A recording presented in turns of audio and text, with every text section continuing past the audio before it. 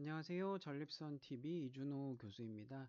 전립선 TV는요, 진료실에서 환자분들이 많이 하시는 질문을 주제로 문헌 고찰과 저의 임상 경험을 토대로 정리해드리는 시간입니다. 자, 오늘은요, 전립선암에 좋은 음식 알려드리겠습니다. 라는 주제로 말씀드리도록 하겠습니다. 외래에서 이제 전립선 환자를 치료하다 보면은요, 가장 많이 하시는 질문 중에 하나가 전립선암에 좋은 음식이 어떤 것인가에 대한 것입니다. 환자분 입장에서는 암에 걸렸는데 조금이라도 치료에 도움이 되는 음식이나 영양제 등을 찾는 것이 당연한 일입니다. 하지만 일부 업체에서는 이런 환자의 마음을 이용하여 검증이 되지 않은 어떤 즙이라든지 영양제 등을 홍보해서 판매하는 것을 보게 됩니다.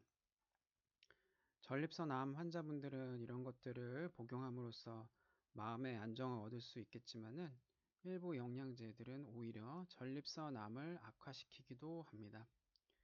실제로 일부 고용량의 셀레늄, 그 다음 일부 비타민 같은 이런 영양제는요, 효과가 없거나 전립선 암을 오히려 악화시킨다 라는 보고도 있습니다. 따라서 전립선암 환자분들은 검증된 의학 지식에 따라 이런 것들을 좀 치사 선택해 주셔야 합니다.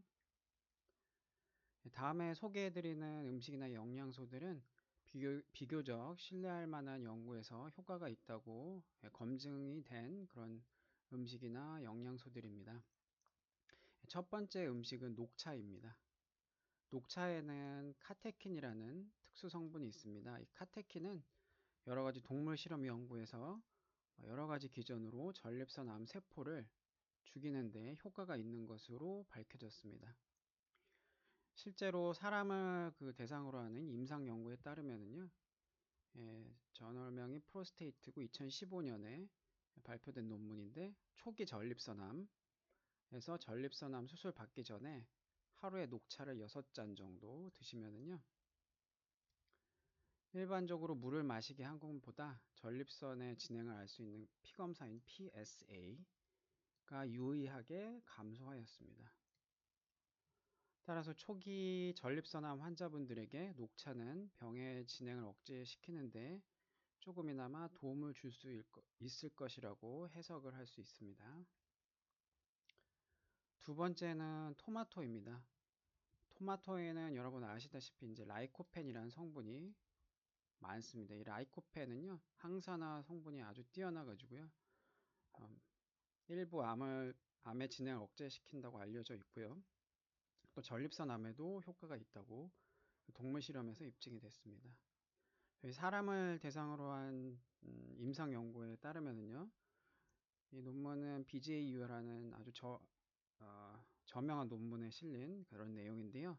전이가 된 전립선암은 이제 뼈라든지 기타 장기로 전이를 많이 하는데요. 이렇게 전이가 된 전립선암에서 기존의 정식 치료법인 남성 호르몬 차단과 이 라이코펜을 같이 섭취했을 경우에 남성 호르몬을 차단한 균보다 생존율이 다음과 같이 증가했습니다. 따라서 진행된 전립선암인 경우 토마토의 항산화 성분인 라이코펜을 복용했을 때 생존율에 이득이 있다. 이렇게 해석할 수 있겠습니다.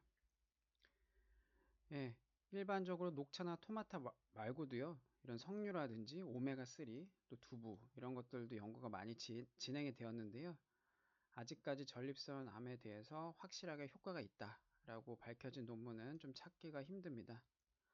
하지만 이에 대해서는 아직 진행이 되고 있는 여러 가지 훌륭한 방법으로 진행이 되고 있는 연구들이 있기 때문에요. 이런 연구를 좀 기다려 보는 것이 이런 음식들에 대한 효과를 좀 판단할 수 있는 판단 근거가 될 것이라고 생각합니다.